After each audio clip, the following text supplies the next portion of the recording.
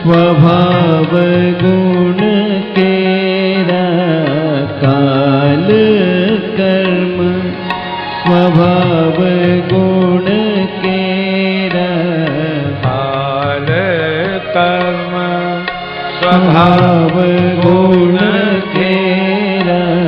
सीताराम बोलो, राधे श्याम बोलो, सीताराम बोलो, राधे श्याम बोलो, सीताराम बोलो, राधे श्याम बोलो, सीताराम बोलो, राधे श्याम बोलो। गोकर्ण ने कहा, पिताजी आपके दुख का कारण ये धुंधकारी नहीं है, आपके दुख का कारण है ममता, ये तुम्हारा पुत्र है इसलिए तुमको दुखी होना पड़ रहा है। देखो ये रुधिर और मांस से बना हुआ जो शरीर है ये भी तुम्हारा नहीं है। भागवत जी में 2 जगह पर एक प्रश्न उठाया गया है कि शरीर किसका है। देहा किमन्न दातु स्वम, अजा विचार करिए, जो हमें अन्न देता है क्या शरीर का स्वामी वो है?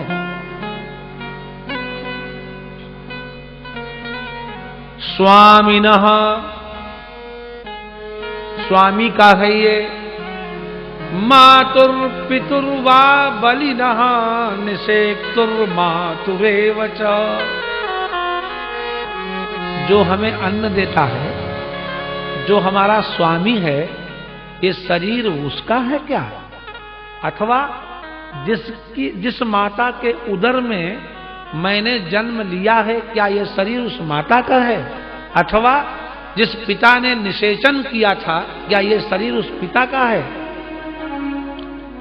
देहः किमन्न दातुः स्वम निषेक्तुर्मातुरेव वा, स्वामी का है, पिता का है कि माता का है? या मातुः पितुः हुआ, अथवा जो माँ का पिता है नाना, क्योंकि नाना ने पुत्री उत्पन्न की, पुत्री हमारे पिता को दी और तब हमें शरीर मिला, तो इसका मतलब इस शरीर का मालिक हमारा नाना है क्या?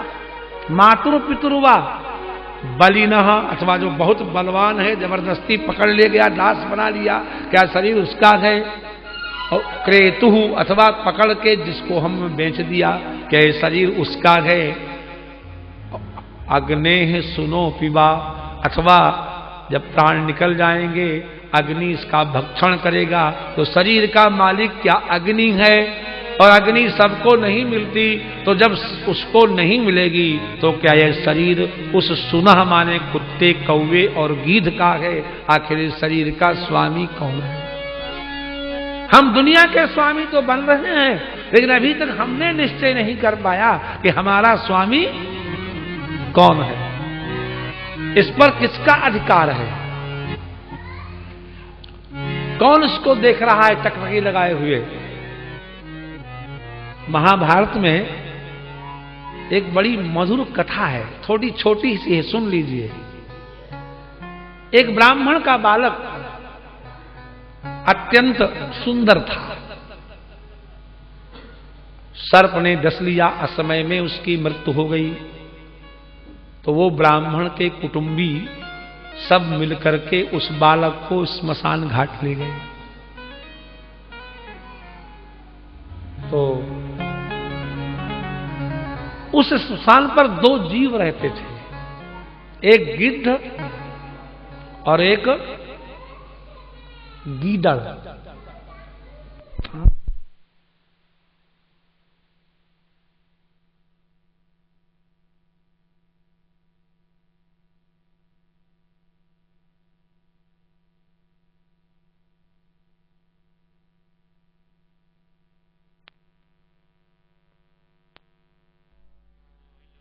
गोविंद बोलो हरि गो।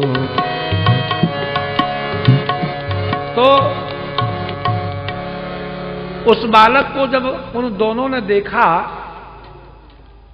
तो गीदड़ ने कुटुंबियों से कहा कि नचात्र प्राप्ता कश्चिद मृत्यु धर्म उपागतः, जो मृत्यु को प्राप्त हो जाता है, यहां आ जाता है, वो कभी जीवित नहीं रहता, इसलिए तुम भयानक स्मशान में क्यों बैठे हो, जल्दी से अपने घर जाओ। किसने कहा? गीदड़ ने। क्यों कहा? अभी दिन है। हाँ नहीं, ये बात गिद्ध ने कही, अभी दिन है और दिन में हम खा सकते हैं मुर्दा। तो जब उसको रख कर के बालक को चलने लगे तो गीदड़ कहता है, अमुम कनक वर्णाभम बालम प्राप्त यौवनम, इस सोने के समान शरीर वाले जिसको अभी यौवन भी नहीं मिला, इस बालक को छोड़ करके तुम जा रहे हो। अरे स्नेहम कुरुत सा आदित्योयम सुतो मूढ़ा, अरे देखो अभी सूर्य है। स्नेहम कुरुत शाम प्रथम, अरे थोड़ा प्रेम तो कर लो इससे। कौन कह रहा है? गीदड़। हाँ, गीदड़ कह रहा है, क्यों गीदड़ रात में खाएगा। तो उसकी इच्छा यह है कि थोड़ी देर अगर ये लोग रुके रहें और गिद्ध इसको न खा पाए तो जब सूर्यास्त के बाद ये लोग जाएंगे तो हमारा राज्य हो जाएगा। और बार बार गिद्ध कहता है कि नहीं, तुम जो है जल्दी से जाओ। कंकाल बहरे घोरे सर्व प्राणी भयंकरे, यहाँ कंकाल पड़े हैं, बड़ा डर है, कैसे स्मशान में ठहरा नहीं जाता, जल्दी जल्दी तुम लोग चले जाओ, क्योंकि यहाँ आने के बाद कोई लौटकर नहीं जाता। तो जब गीदड़ कहता है चले जाओ तो चल पड़ते हैं, और जब गीदड़ कहता है रुक जाओ तो रुक जाते हैं। और इस प्रकार से वो 100 बार चले और 100 बार लौटे। महाभारत तो समुद्र है। और 100 बार लौटे और हाहाकार करके रोने लगे कि हाय हम क्या करें। तब भगवान शिव वहां प्रकट हो गए। उन्होंने कहा, तुम्हारे स्नेह को देख करके मैं पिघल गया, तुम्हारे पुत्र को मैं जीवित करता हूं। बालक तो जीवित हो गया और उसको गिद्ध को भगवान ने वरदान दिया कि तुम स्वल्प भोजन करके भी बहुत दिनों तक तुमको भूख नहीं लगा करेगी। और गीदड़ से कहा, तुम्हें श्रम नहीं करना पड़ेगा, दूसरे लोग मारा करेंगे शिकार और तुम खाया करोगे, जाओ। इस प्रकार से तो कहने का अर्थ क्या है कि ममता शरीर में जरूर है, लेकिन हम अभी तक निर्णय नहीं कर सके कि इस शरीर के ऊपर गिद्ध आंख लगाए है कि गीदड़ आंख लगाए। पिताजी जाया सुतादिषु सदा ममताम विमुंच। देखो, प्रवचन करने के लिए तो अनंत शास्त्र है, लेकिन ज्ञान पाने के लिए एक वाक्य काफी होता है। कितना? एक वाक्य। ज्ञान का फल ही मौन है। आपने शायद कथा सुनी हो, रंग जी के मंदिर के बगल में लाला बाबू का मंदिर है। इसकी कहानी जानते हैं? बहुत बड़े राजा थे बंगाल के। माघ का महीना था, यही महीना था। धूप ले रहे थे कोठी के सामने। धोबिन आई थी कपड़ा देने के लिए, देर हो रही थी। नदी पार उसका घर था धोबिन का। धोबिन ने अपने पति से कहा, देर हो रही है, पार जाना है। किससे कहा? पति से, जल्दी चलो। राजा ने सुन लिया। क्या कहा देवी तुमने? नहीं सरकार, मैंने आपसे नहीं कहा। वह नहीं, मुझसे न कहा। कहा किससे कहा? बोले मैंने कहा है कि देर हो रही है और पार। राजा लाला बाबू ने कहा, बिल्कुल ठीक कहा तूने, देर हो रही है और पार जाना है। उसके बाद वो अपनी कोठी में चढ़े नहीं, सीधे वृंदावन आए।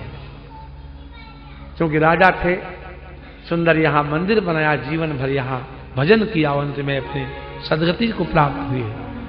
तो कभी कभी एक धोबिन के वाक्य से भी वो वैराग्य हो जाता है तो बड़े बड़े पुराण पढ़ भी नहीं होता। गोकर्ण कहते हैं, जाया सुदादिषु सदा ममताम विमुंच। सारे ज्ञान का समस्त भंडार इस एक पंक्ति में भरा हुआ है। इससे श्रेष्ठ ज्ञान की कोई पंक्ति नहीं होती। इसने ये नहीं कहा कि तुम भोग मत करो। अब जितने लोग यहाँ श्रोता बैठे हैं, हम भी आए हैं, जितने बैठे हैं ये सब जानते हैं कि जिस सफेद चद्दर पर वो बैठे हुए हैं वो उनकी नहीं है। जानते हो कि नहीं? तो ले जाने की योजना है कि छोड़ जाओगे? क्यों? क्योंकि आपका ये निश्चय पहले से ही है, ये चद्दर हमारी। तो जाते समय एक क्षण भी लगाओगे, तुरंत चल दोगे। लेकिन अगर आपका रूमाल भी होगा और खिसक गया हो कहीं, तो ढूंढोगे पूरे हाल में रूमाल कहां गया। इसका मतलब क्या हुआ कि भोग भोगने में दोष नहीं है, अपना समझने में दोष है। ममता है मोह सकल व्याधिन कर मूला, और तहिते पुण्य उपजई बहु सूला। और एक बात और है, ममता झटके में नहीं छूटा करती, क्षण भर में वैराग्य नहीं आता। कैसे आता है?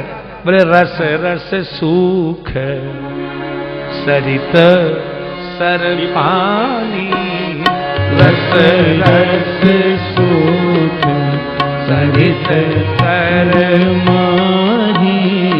इस समय शरद ऋतु है तो नदियों का जल धीरे धीरे सूख रहा है, तो बहुत जल्दी जल्दी। हाँ? रस रस सूख सरित सर पानी, रस रस सूख सरित सर पानी। ममता त्याग करही जीवी प्राणी, ममता त्याग करही जीवी प्राणी। ममता त्याग करे जिमि ज्ञानी, ममता त्याग करहि जिमि ज्ञानी। ज्ञानी पुरुष ममता का त्याग धीरे धीरे करते हैं। हाँ, पहले कहते हैं कि पुत्र मेरा नहीं है, फिर कहते हैं पत्नी मेरी नहीं है, फिर कहते हैं घर मेरा नहीं है, फिर कहते हैं धन मेरा नहीं है। और इस घर को, इस संसार को क्या समझ लेते हैं? होटल का कमरा, लॉजिंग हाउस, रेल का डिब्बा, धर्मशाला, हॉस्टल। जो ये रहनी सीख जाएगा, हे पिताजी, उसके लिए संसार नष्ट हो और चाहे रहे, उसको कोई परवाह नहीं है। तब क्षण भंगुरता की दृष्टि प्रकट होगी। पश्यानिशम जगदिदम क्षण भंग निष्ठम, वैराग्य राग रसिको भव भक्ति निष्ठा। सारा संसार क्षण क्षण बदल रहा है, नाश की ओर जा रहा है। वैराग्य के रस में डूब जाओ, भक्ति निष्ठ हो जाओ। देखो, एक बड़ी पुरानी मसल है, गुड़ खाओ, गुलगुलों से परहेज करते रहो। धीरे से बोलो राधे राधे। राधे राधे। क्या? रस पियो, फलों से परहेज करो। इसका अर्थ क्या है? गंभीर भी बातें हैं और सरल भी बातें हैं। गंभीर सुने तो गंभीर में ज्यादा रसोत्पत्ति होती है। मैं एक प्रश्न आपसे करता हूं, सिर हिलाते जाना, ऐसे से या ऐसे से। आपने एक पेड़ लगाया आम का, बहुत बढ़ गया, बढ़िया होगा, शाखाएं आ गई, फूल आ गए, आप प्रसन्न हुए, संतुष्ट भी हो गए। बस अब कुछ नहीं चाहिए कि वे संतुष्ट हैं। फूल मात्र से संतुष्टि हो गई? नहीं हुई। अब फल आए, फल मात्र से भी संतुष्टि नहीं हुई। अब फल पकने लगे, जब रस भर जाएगा और मुंह में जाएगा, जब दबाओगे मुंह भर जाए, तब संतुष्टि होगी। इसी प्रकार से ये जीवन है आम का वृक्ष, इसमें संयम नियम आ जाए। क्या आ जाए? डायबिटीज होने से अगर शक्कर छोड़ी तो क्या छोड़ी? शक्कर पहले छोड़े, इसको छोड़ना कहते हैं। बात समझ में आई कि नहीं? घर के लोग पूछें कि आज भोजन क्या बने, और आप कह दीजिए मुझे नहीं मालूम, जो बनाओ वही ठीक है। समझ लीजिए धीरे धीरे काम बन रहा है। मैं सही सही कहता हूं, ये माताएं अच्छी तरह जानती बहनें, सही सही बताना, एक आपसे भी पूछ लें। रोज भोजन बनाती हो, एक दिन सीरियल देखने के क्रम में अगर 2 बार नमक पड़ जाए और पति देवता भोजन करने आवे तो लंका कांड पढ़ेंगे कि सुंदर कांड? नहीं समझ में आई बात है? लोग कहते हैं मैं संसार को छोड़ दूंगा, एक दिन का नमक तो छोड़ ही नहीं सकते। एक दिन का नमक कम और ज्यादा सहन नहीं होता, संसार कैसे छूटेगा? हैं? हम सो रहे हैं, गोकर्ण ने अपने पिता से कहा पिताजी जगो। क्या कहा? हाँ, भगवान कृष्ण कहते हैं अर्जुन जग जा। अर्जुन ने कहा जगा कब जाता है? बोले या निशा सर्वभूतानाम तस्याम जागृति संयमी। जहां सब लोग सोते हैं वहां योगी जगता है। और यस्याम जागृति भूतानी, और जिन भोगों के प्रति भोगी जागता रहता है बोले वहां पर क्या है? सा निशा पश्चतो मुने हैं। पश्चतः माने तत्वम अवलोकयतः विवेकवतः इति भावः। विवेक किसे कहते हैं? विवेक तो शब्द सुने होंगे, विवेक जानते हो किसे कहते हैं? विवेचन। विवेचन क्या? जैसे थाली में चावल रख दिए और बहू से कहा बना लो, तो वैसे ही झोंक दे कि पहले देखा इसमें खींच खींच के अपनी ओर। बोलो ना राधे राधे। राधे राधे। नहीं देखेगी, क्या देखेगी? कि क्या थाली में रहने लायक है और क्या थाली से फेंकने लायक है। इसी का नाम है विवेक। जिस दिन ये बात समझ में आ जाएगी कि संसार में कितना छूट जाएगा और कितना साथ जाएगा, समझ लो पूरा विवेक हो गया, उसी दिन जग गए। अरे जानिया तब ही जीव जग जागा, जानिया तब ही जीव जब जागा। जीव जग गया। कब जगा? जब सब विषय विलास विरागा। जब सब विषय विलास विरागा। नाक कहती है परफ्यूम लाओ, त्वचा कहती है एसी लगाओ, आंखें कहती हैं बगीचा लगाओ, जिह्वा कहती है बढ़िया भोजन बनाओ, कान कहते हैं हमारी प्रशंसा करो। देर से बोलो राधे राधे। राधे राधे। कहते हैं कि नहीं कहते हैं? एक इंद्रिय को आज तक हमने तृप्त नहीं कर पाया, एक इंद्रिय को कर पाया। एक का उदाहरण ले लो। आज के 50, 60, 70 वर्ष पहले ये पंखे नहीं थे, 80 वर्ष पहले नहीं होंगे।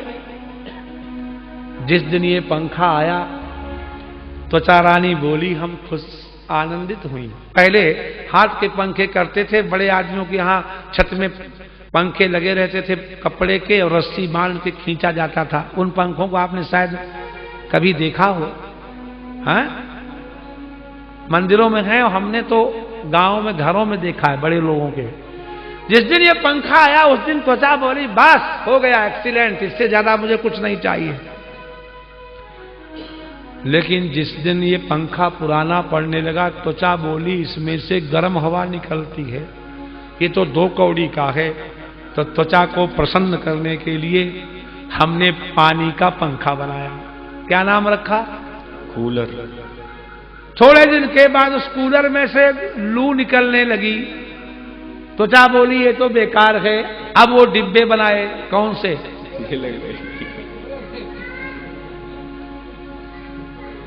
अब त्वचा कहती है कि महाराज इतनी ठंडी गर्मी पड़ रही है कि एसी फेल है। कहने लगे कि नहीं? बोलो ना, क्यों कहने लगे? त्वचा कहती है कि अब इससे आगे की चीज दो।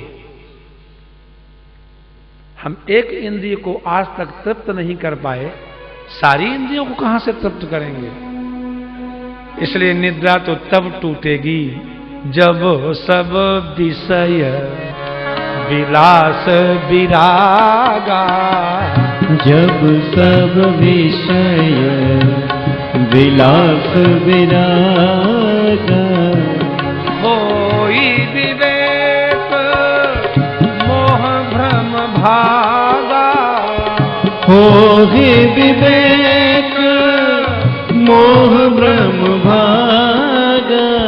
तब रघुनाथ शरण अनुरागा। तब रघुनाथ चरण अनुरागा। कुछ लोग कहते हैं कि चाय नहीं छूटती। हम आपको चाय छूटने की दवा बताएं? हैं? चाय पीने के पहले एक बढ़िया सफेद छेने का रसगुल्ला भारती का खा लो और फिर चाय पियो। चाय अच्छी लगेगी नहीं, 2 कौड़ी की लगेगी। अगर आपको चाय के रस से मुक्त होना है तो चाय के रस से श्रेष्ठ रस पियो, चाय अपने आप ही छूट जाएगी। ऐसे ही संसार के रस से जो विमुख होना चाहता है उसको परमात्मा का रस चखना ही पड़ेगा। जब तक वो रस नहीं आएगा तब तक ये रस छूटने वाला नहीं है। इसलिए जब पेड़ लगाओ तो रस तक जाओ। संयम नियम फूल। ये शरीर कौन हुआ? आम का वृक्ष। तो इसमें संयम नियम आ गए तो समझो फूल आ गए। विवेक हो गया समझो फल आ गए। फल ज्ञान संयम नियम फूल। फल ज्ञान ओ हरि पद रति रस वेद बखाना। रस क्या है? एक सज्जन थे तो जब कहीं मेहमानी में जाते थे और उनके सामने कोई फल रखे तो कहते थे हम फल नहीं खाते, हम चीकू नहीं खाते, हम सेब नहीं खाते, हम अंगूर नहीं खाते, हम आम नहीं खाते, हम अनार नहीं खाते। जो भी फल रखे सबको मना कर दें। तो किसी ने कहा क्या गंगा जी के किनारे तुम सब छोड़ आए? जब गंगा किनारे पहली बार जाते हैं तो वहां के तीर्थ पुरोहित कहते हैं कि कोई एक चीज छोड़ जाओ। सुना है कि नहीं? हाँ, एक सज्जन गए थे हरिद्वार तो वो गंगा नहा चुके तो तीर्थ पुरोहित ने कहा कि लाला जी कोई एक चीज छोड़ी जाती है, छोड़ जाओ। तो बहुत देर सोचते रहे क्या छोड़ें, बैंगन छोड़ें कि कद्दू छोड़ें कि तुरई छोड़ें कि लौकी छोड़ें कि आलू छोड़ें, कुछ समझ में नहीं आया। बहुत देर बैठे रहे। पुरोहित ने कहा भाई बताओ क्या छोड़ रहे हो? अरे बोले हम हरिद्वार आना ही छोड़े जाते हैं और हमको कुछ छोड़ने की श्रद्धा नहीं है। छोड़ना बहुत कठिन है, छूटता नहीं है। तो सज्जन आए, जो जो फल रखे उसी को कह दें कि हम नहीं खाते, हम नहीं खाते। बोले सारे फल तुमने छोड़ दिए? बोले फल तो छोड़े हैं लेकिन मैंने इनका रस नहीं छोड़ा है। अगर तुम हमको जूस पिलाओ तो पी लेंगे। बोलो राधे राधे। राधे राधे। अच्छा, फल हैं कितने कुल इस आम रूपी पेड़ के जानते हो? 4। धर्म, अर्थ, काम, मोक्ष।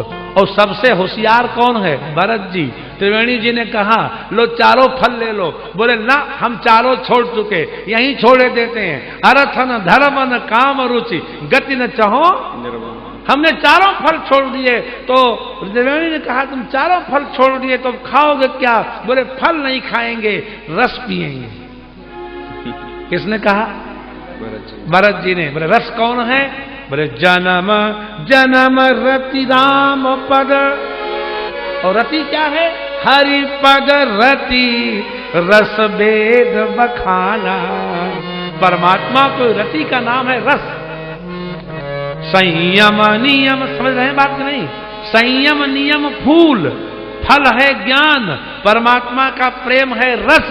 और भरत जी कहते हैं कि जन्म जन्म रति राम पद। और वहां क्या कहा कि हरिपद रति रस वेद बखाना। वेद कहते हैं कि जीवन में संयम आया समझो फूल आए, जीवन में विवेक आया समझो फल आए।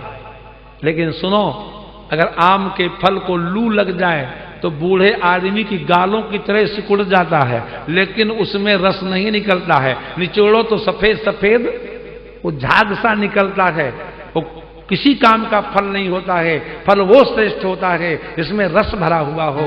तो हरिपद रति, जीवन में संयम भी हो, नियम भी हो, ज्ञान भी हो लेकिन परमात्मा का प्रेम न हो तो समझो फल तो है लेकिन उसमें रस नहीं है। तो परमात्मा के प्रेम का नाम है रस और वही है रति। रति माने रमणम रति ही, वही रति है। और भरत जी कहते हैं कि जन्म जन्म रति राम पद यह वरदान आन। तो यही बात गोकर्ण ने कही कि वैराग्य राग रसिको भव भक्ति निष्ठा संसार छोड़ो जाया सुता दिशु सदा ममताम विमुंच। इस ममता का त्याग करो और सुंदर इस भगवत प्रेम के राग में आकर के पिताजी डूब जाओ, भक्ति निष्ठ हो जाओ। भक्ति निष्ठ का मतलब क्या है? भक्ति में बैठा हुआ। बाहर जाएंगे कभी कभी और भक्ति में रहेंगे हमेशा। तो एवं जानते हो ये कथा एक बड़ा भारी व्यंग है। आजकल ज्यादातर लोग रिटायर कर कितनी वर्ष में होते हैं? और आत्मदेव की उम्र कितनी है यहाँ? गत 60 वर्षा, 60 वर्ष का है। क्यों? जब 60 वर्ष का हो जाए तो धीरे धीरे अपने अंगों को उसी तरह सिकोड़े जैसे कछुआ भोग करने के बाद अपने अंगों को सिकोड़ता है। भगवान श्री कृष्ण गीता के दूसरे अध्याय में अर्जुन को समझाते हुए कहते हैं कि यदा संहरते चायम कूर्मोंगानी व सर्वसः। जैसे कछुआ अपने अंगों को समेटना सीख जाता है, ऐसे ही जो जीव अपनी इंद्रियों को समेटना सीख जाए। आहा, कहां से समेटना है? इंद्रियाणि इंद्रियार्थेभ्यः। हाँ, घर में 10 सूट रखे रहते हैं लेकिन हमको लेटेस्ट पीस चाहिए, नहीं समझे? हैं? ये पुराना दादी के हाथ का दिया गया जेवर है, इसकी बनावट 2 कौड़ी की है, अब ऐसा करो नई डिजाइन चाहिए। कैसी? ये क्या है? ये केवल नेत्रों को तृप्त करने की बात है। इंद्रियाणि इंद्रियार्थेभ्यः। आंख को रूप से हटावे, जिह्वा को रस से हटावे, श्रवण को शब्द से हटावे, नासिका को गंध से हटावे और त्वचा को स्पर्श से हटावे। झटके में नहीं, धीरे धीरे। बोलो हाँ। तो कर बंदगी और भजन धीरे धीरे। तो कर बंदगी और भजन धीरे धीरे। कर बंदगी